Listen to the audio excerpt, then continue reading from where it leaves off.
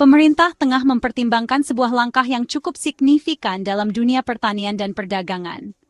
Ini adalah sebuah isu yang sedang hangat diperbincangkan di berbagai kalangan, dari petani di pedesaan hingga para pelaku industri besar. Bea masuk impor singkong, sebuah kebijakan yang bisa mengubah dinamika pasar, dan produk turunannya, terutama tapioka, bahan baku penting bagi banyak industri makanan dan minuman. Tapioka sendiri memiliki peran sentral dalam berbagai produk yang kita konsumsi sehari-hari. Langkah ini muncul sebagai respons terhadap sebuah masalah yang mendesak atas anjloknya harga singkong.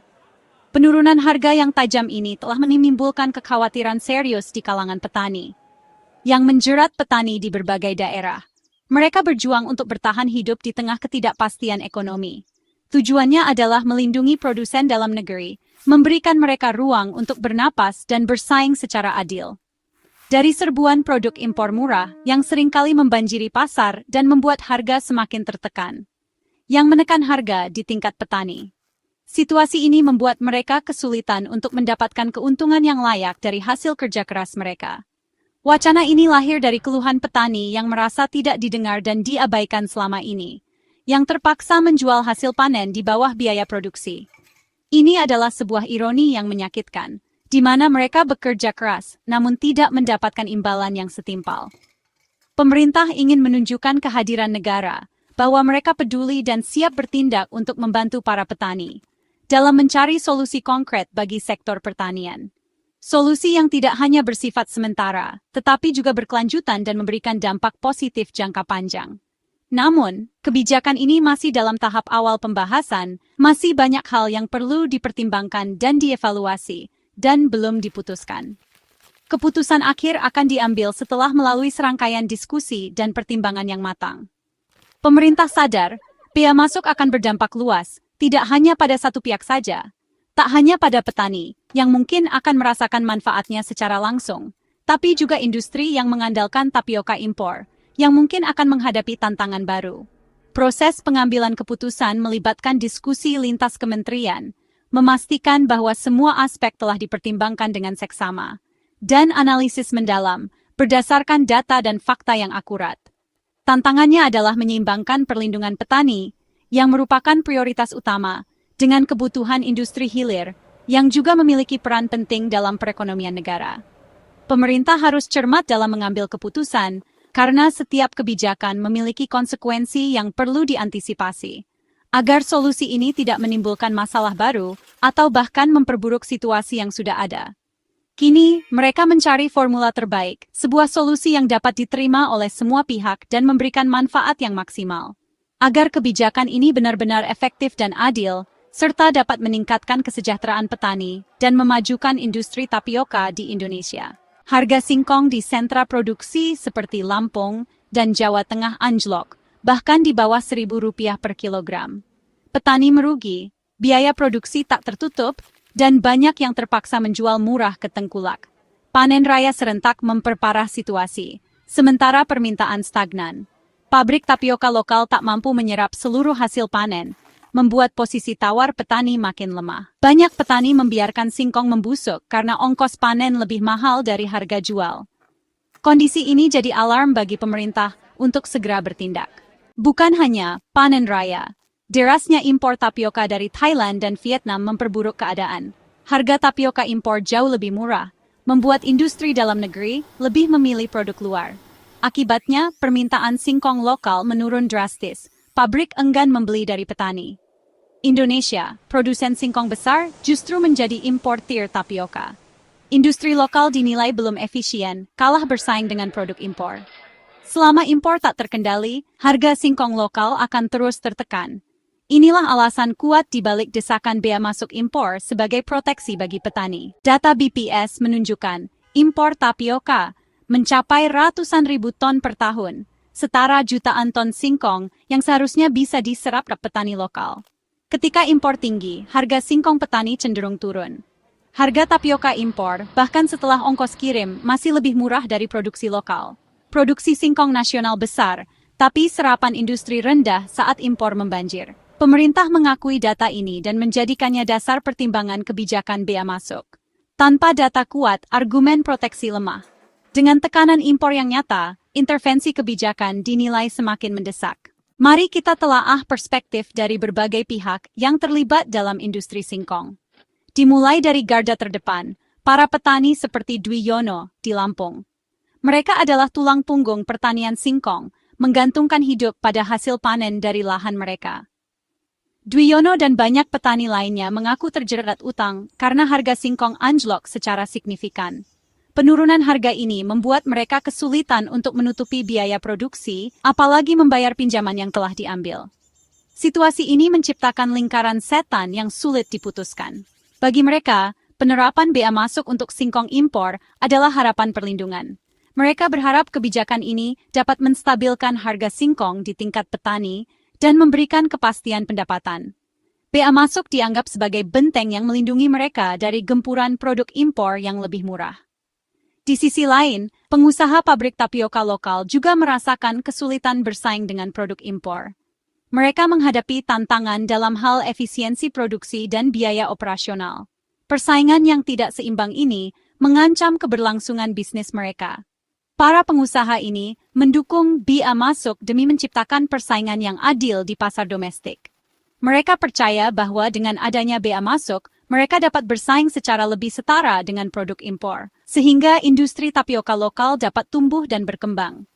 Namun, kekhawatiran datang dari industri makanan dan minuman. Mereka adalah pengguna utama tapioka sebagai bahan baku. Mereka khawatir jika harga bahan baku naik secara signifikan dan pasokan lokal menjadi tidak stabil.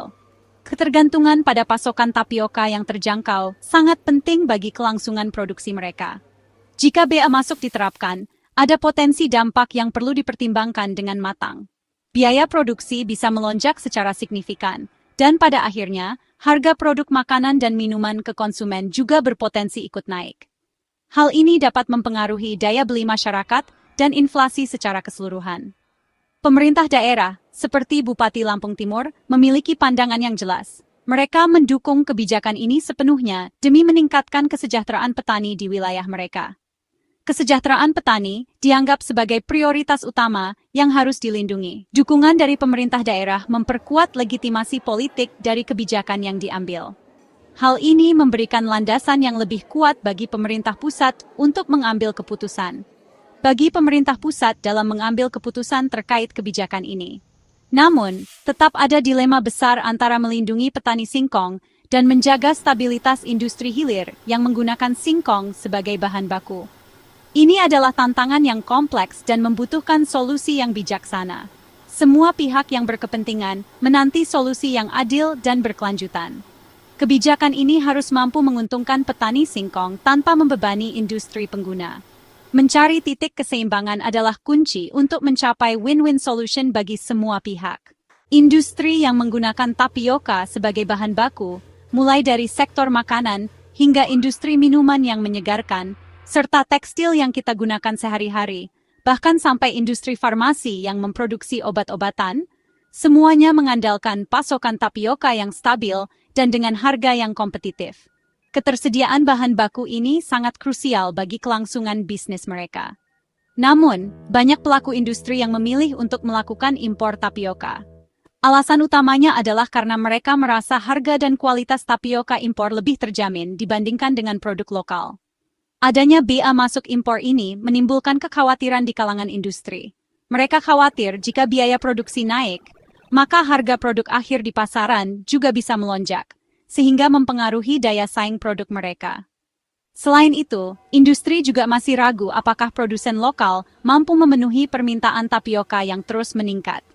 Keraguan ini meliputi baik dari segi kuantitas pasokan yang tersedia, maupun dari segi kualitas tapioka yang dihasilkan. Jika pasokan tapioka lokal belum siap untuk memenuhi kebutuhan industri, maka kelangkaan bahan baku bisa saja terjadi, yang akan berdampak pada terganggunya rantai pasok. Oleh karena itu, mereka sangat berharap agar kebijakan ini diiringi dengan langkah-langkah konkret. Langkah-langkah seperti peningkatan kapasitas produksi dan peningkatan kualitas industri dalam negeri secara keseluruhan. Pemerintah memiliki tugas yang tidak mudah, yaitu harus menyeimbangkan antara perlindungan terhadap petani tapioka lokal dengan pemenuhan kebutuhan industri. Untuk mencapai solusi yang terbaik, Dialog intensif yang melibatkan semua pihak terkait menjadi sangat penting sebelum kebijakan final benar-benar diputuskan dan diimplementasikan. Pemerintah masih menggodok rencana bea masuk impor singkong dan tapioka. Keputusan melibatkan Kementerian Perdagangan, Pertanian, Perindustrian, Keuangan, dan Badan Pangan Nasional. Semua data dan masukan stakeholder dikumpulkan untuk mencari titik temu terbaik.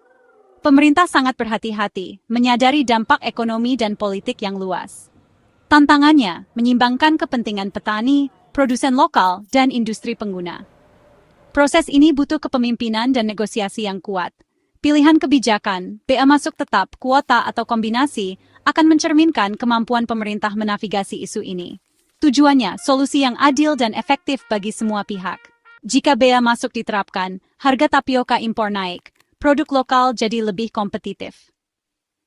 Industri pengguna terdorong memakai tapioka dalam negeri. Permintaan singkong petani meningkat. Harga singkong di tingkat petani berpotensi naik ke level yang menguntungkan. Pabrik tapioka lokal bisa beroperasi optimal, investasi dan efisiensi meningkat. Ekonomi daerah sentra singkong ikut tumbuh, lapangan kerja bertambah. Ketergantungan impor berkurang, neraca perdagangan membaik, devisa negara bisa dihemat, struktur ekonomi nasional makin kuat. Swasembada singkong bukan lagi mimpi, tapi target realistis. Meski menjanjikan, bea masuk impor punya risiko. Industri hilir bisa terbebani biaya produksi tinggi, memicu inflasi dan penurunan daya saing. Jika pasokan lokal tak siap, kelangkaan dan lonjakan harga bisa terjadi. Kualitas dan kontinuitas pasokan lokal juga jadi tantangan. Ada risiko balasan dagang dari negara eksportir seperti Thailand dan Vietnam. Diplomasi perdagangan harus diperkuat untuk menghindari perang dagang. Manfaat kebijakan harus benar-benar sampai ke petani, bukan hanya tengkulak. Perbaikan tata niaga dan penguatan kelembagaan petani mutlak diperlukan agar proteksi benar-benar efektif.